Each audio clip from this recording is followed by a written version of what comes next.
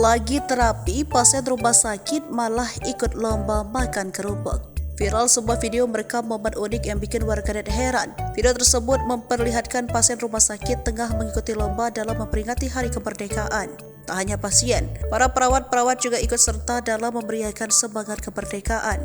Dalam video tersebut memperlihatkan para pasien sedang menjalani terapi hemodialisa HD atau proses cuci darah. Sejumlah pasien yang terbaring di atas ranjang rumah sakit tersebut ikut lomba makan kerupuk sambil menjalani proses cuci darah.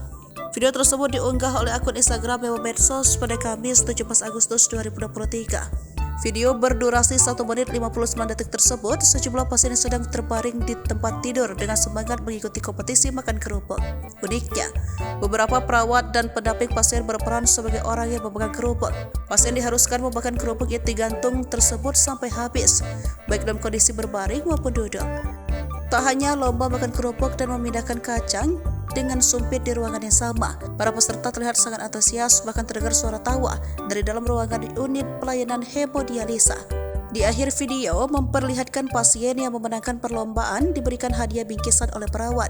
Dari keterangan video, momen itu diambil di Rumah Sakit PKU Muhammadiyah, meskipun lokasi pasnya tidak dijelaskan secara detail.